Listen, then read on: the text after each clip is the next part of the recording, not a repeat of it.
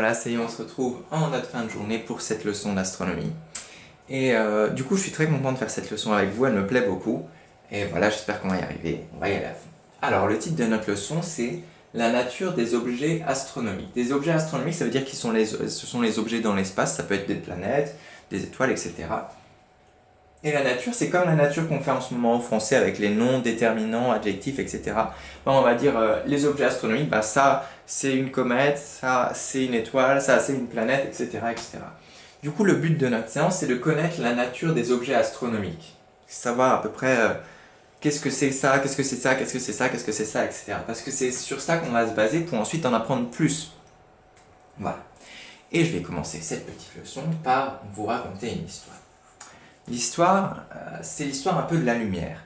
Par exemple, quand je regarde cette voiture qui est là-bas, au bout de la rue, en fait, l'image de la voiture, elle vient pas instantanément à mon œil. C'est pas pouf, on le ressent pas. Mais en fait, la lumière a une vitesse. En fait, l'image de la voiture, elle arrive dans nos yeux à une très grande vitesse, tellement rapide qu'on a l'impression qu'on la voit tout de suite là.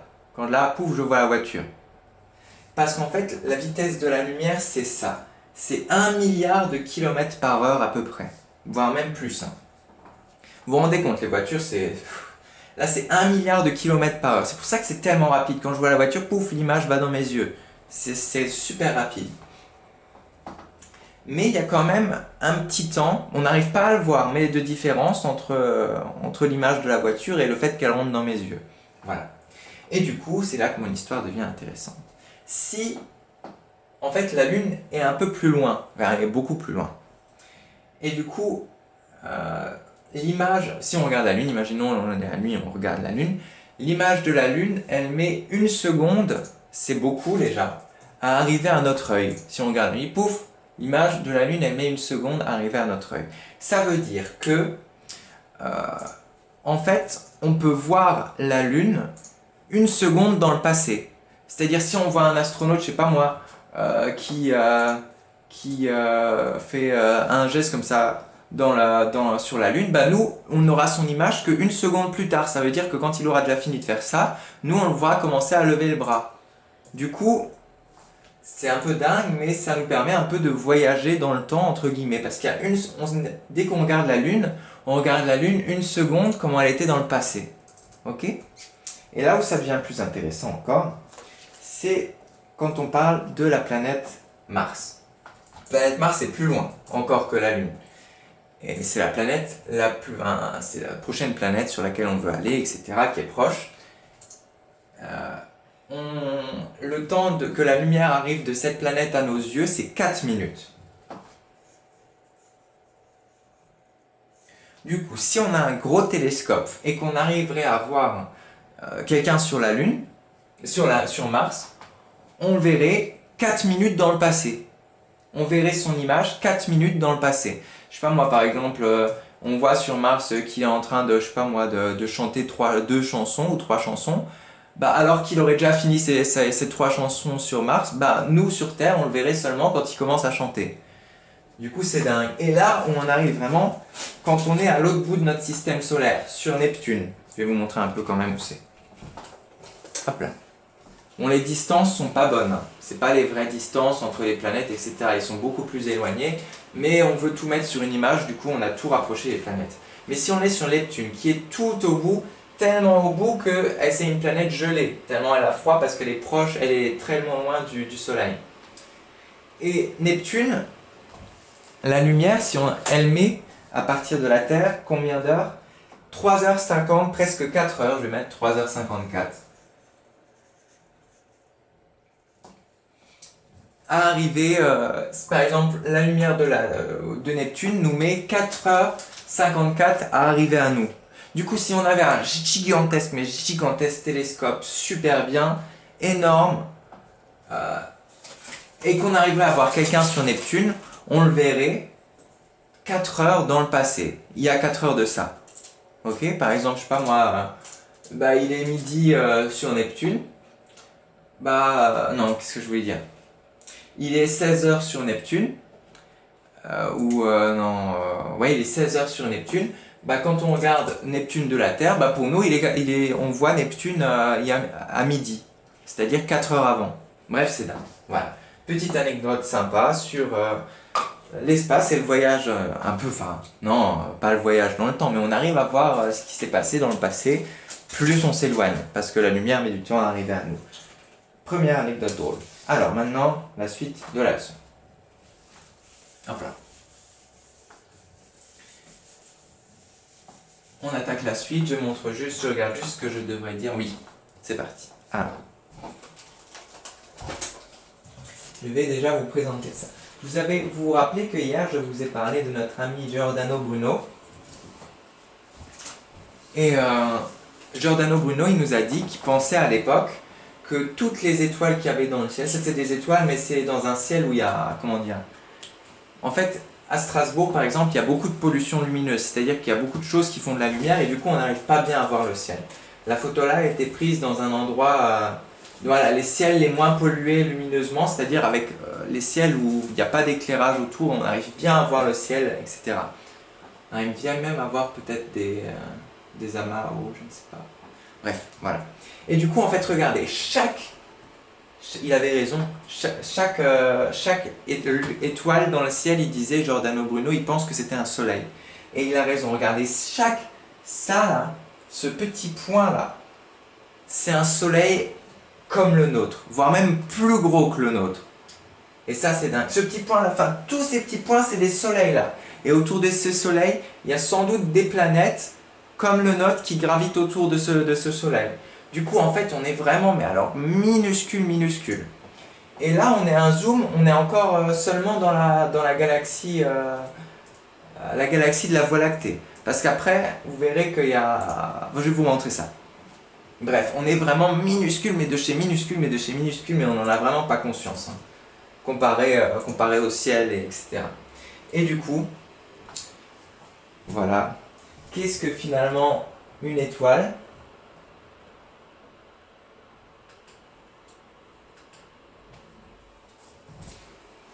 En fait, une étoile, c'est ça, c'est comme notre soleil, c'est une grosse boule de gaz, voilà, qui est en fusion, qui brûle, et du coup, il y a des températures, mais alors très très très chaudes, je crois que c'est dans les 4000 degrés, etc., il fait vraiment très chaud, et, ou voire même plus, je sais pas, il faudrait se renseigner, je regarderai. Et voilà, c'est des grosses boules de gaz, qui servent du coup à nous éclairer, etc., à nous donner de la chaleur, et voilà. Et on a de la chance d'ailleurs, la Terre est très bien placée, parce que si elle était trop proche du Soleil comme Mercure, bah, il ferait beaucoup trop chaud. Et si elle était trop loin, comme Neptune, où c'est gelé, bah, la planète est gelée. On n'aurait pas pu naître. Mais là, on est à la bonne distance. On n'est ni trop proche, ni trop loin du Soleil. Du coup, les conditions sont réunies pour qu'on ait pu du coup grandir, évoluer, parce qu'il y a de l'eau liquide qu'on peut boire, etc. Et voilà. Du coup, voilà, on a nos étoiles. Une étoile, c'est une grosse boule de gaz qui brûle. Voilà. Ensuite, on a les planètes. Une planète, c'est, comment dire, c'est une sphère. On avait vu les sphères ce matin. C'est une sphère, c'est-à-dire une boule, c'est ça. Et qui n'a pu, ou comment dire, une sphère assez grande, du coup voilà, par exemple de la taille de la Terre, de Jupiter, etc., et qui n'est plus pris dans des... là c'est des champs d'astéroïdes. Et les planètes qui sont prises dans des champs d'astéroïdes encore, c'est pas des planètes, on appelle ça des planètes naines. C'est pour ça que Pluton à l'époque c'était une planète, mais comme elle n'a pas fait le ménage autour d'elle, c'est-à-dire il y a encore plein d'astéroïdes autour d'elle, on l'appelle une planète naine. Une planète, il faut qu'elle soit assez grosse, et il faut qu'elle ait fait le ménage autour d'elle, qu'il n'y ait plus d'astéroïdes, regardez comme c'est beau, voilà. Elle a juste quelques satellites, comme nous la Terre, voilà. Et voilà. Et du coup, déjà, première chose, voilà. Qu'est-ce qu'une planète, qu'est-ce qu'une étoile? On a déjà fait ça. Ensuite, qu'est-ce que c'est que ces histoires de ceinture d'astéroïdes? Regardez, entre Mars et Jupiter, on a la ceinture d'astéroïdes. C'est des énormes morceaux de débris dans la Terre, de rochers, de choses comme ça, aussi de métal, enfin voilà, ou de glace. Et en fait, comment dire,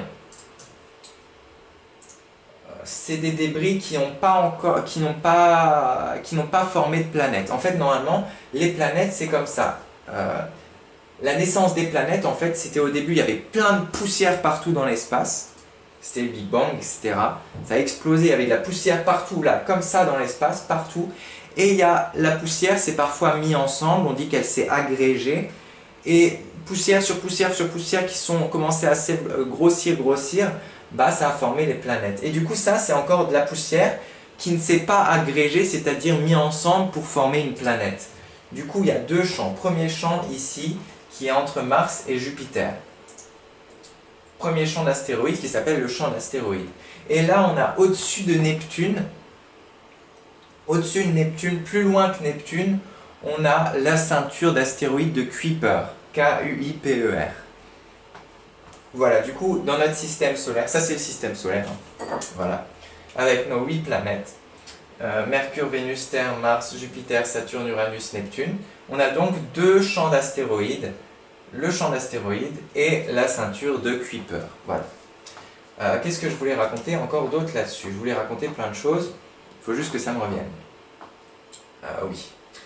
Est-ce qu'on va déjà s'attaquer aux planètes? Allez, c'est parti, on va s'attaquer aux planètes.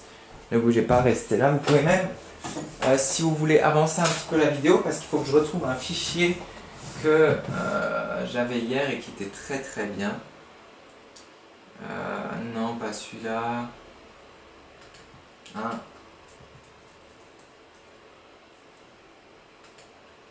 Je vais retrouver, ne vous inquiétez pas.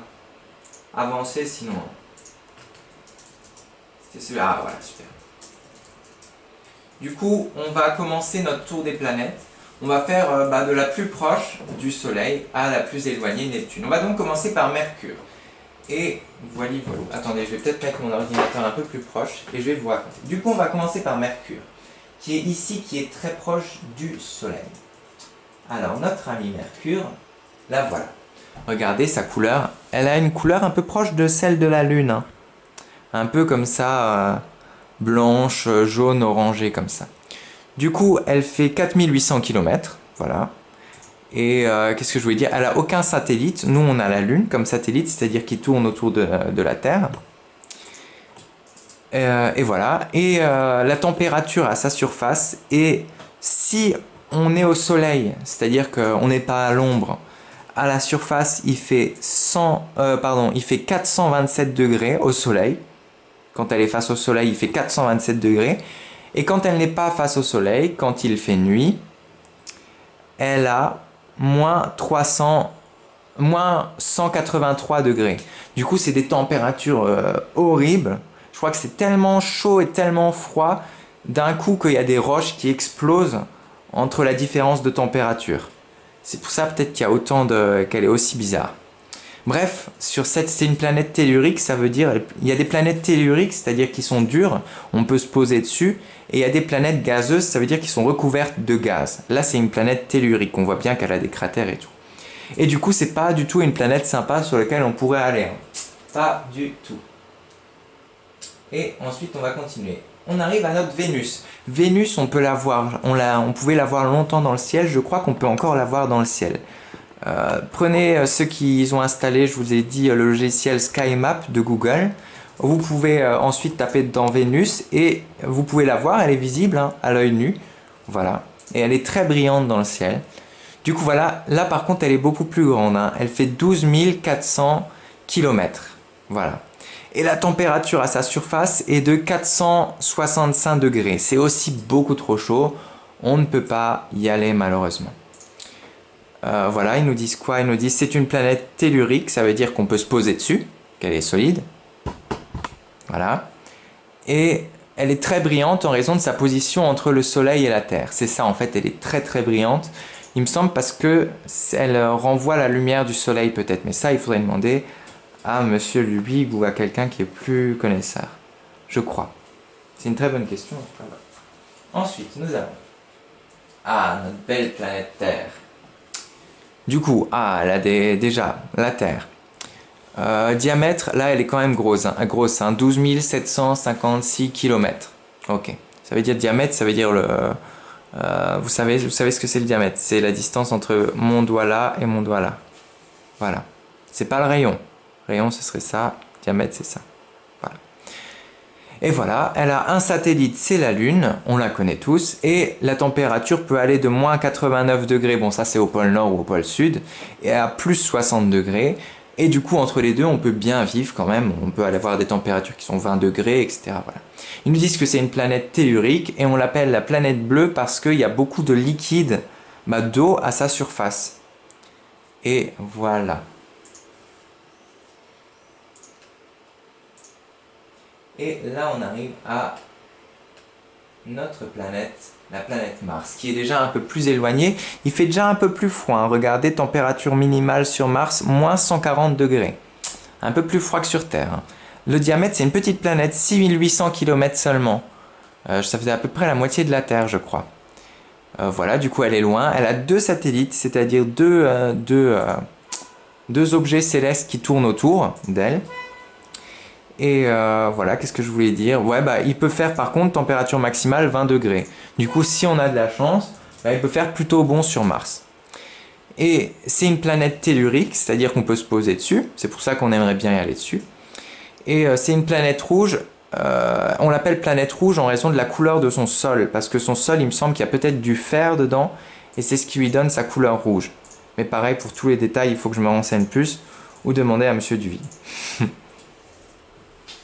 Et voilà. Ensuite, on arrive enfin.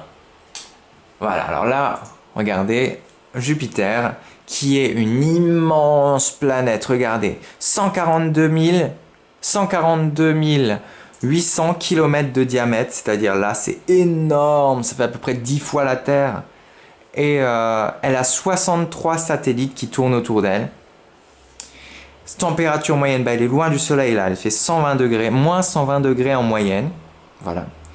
Et c'est une planète gazeuse, c'est-à-dire qu'il y a des gaz qui sont autour de cette planète. Et elle a de nombreuses taches, mais en fait ces taches, c'est des tempêtes de gaz qui sont à l'intérieur. Regardez là, ça c'est les gaz, hein. Mais ça c'est sa tache là notamment, c'est une tempête de gaz qui dure depuis des centaines et des centaines et des centaines d'années. C'est une immense tempête de gaz, tellement immense qu'on peut la voir du coup, voilà.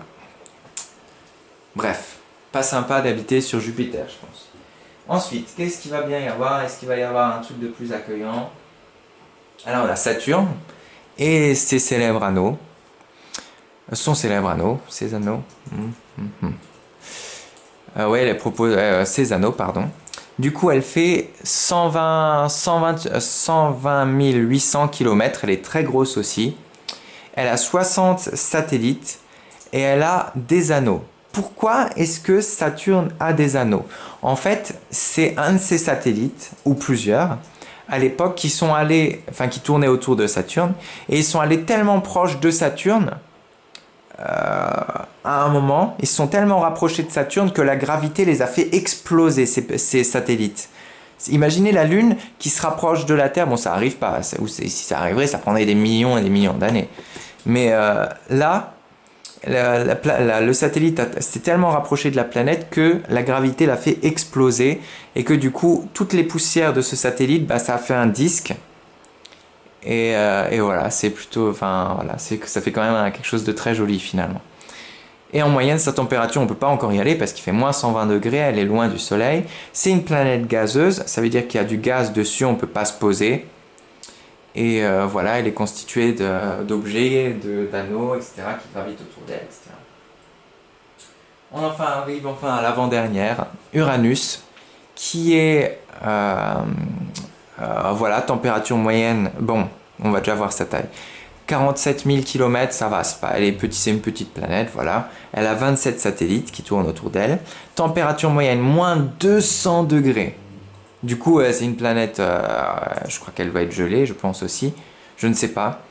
Parce que ça dépend du... Là, ils disent que c'est du... ils disent qu'il y a beaucoup de méthane. C'est une sorte de gaz un peu dessus. Et c'est pour ça qu'elle a cette couleur bleue. Alors, je ne sais pas si le méthane est gelé ou pas. Il faudrait voir aussi. Mais en tout cas, le méthane lui donne sa jolie couleur bleue. Voilà. Ensuite, on arrive enfin à notre Neptune. qui est gelée, ça elle est gelée, la pauvre.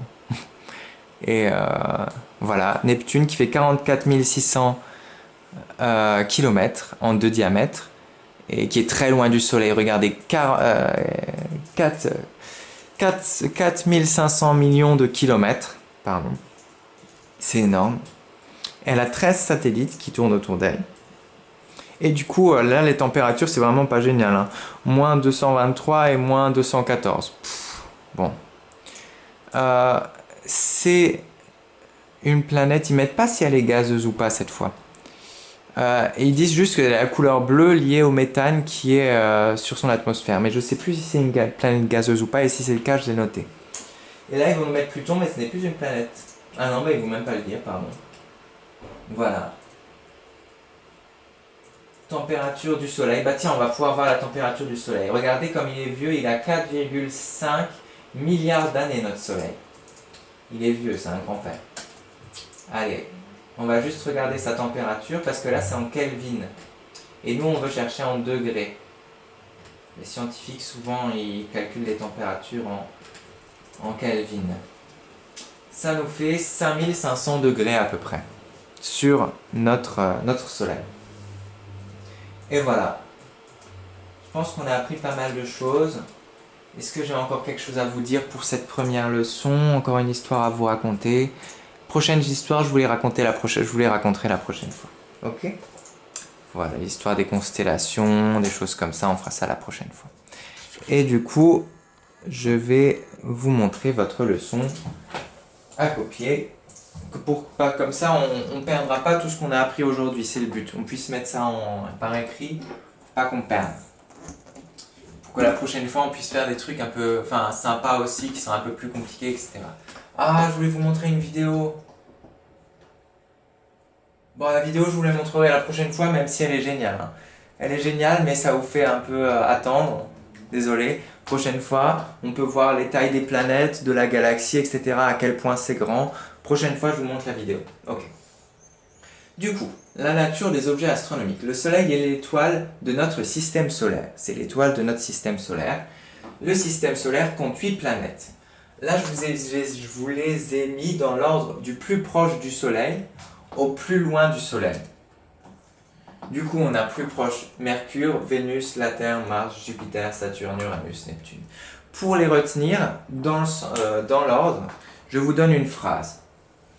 Ma phrase que je connais, moi, c'est « Me voilà tout mignon, je suis un néon ». Mercure, Vénus, Terre, Mars, Jupiter, Saturne, Uranus, Neptune. Me voilà tout mignon, je suis un néon. Un néon, c'est un petit poisson. Voilà. Me voilà tout mignon, je suis un néon, me voilà tout mignon. Répétez ça dans votre tête, me voilà tout mignon, je suis un néon. Et comme ça, vous pourrez mettre toutes les planètes dans le bon ordre. Me voilà tout mignon, je suis un néon. Mais me, c'est bien celui de Mercure, hein, comme M-E, Mercure. Me voilà tout mignon, je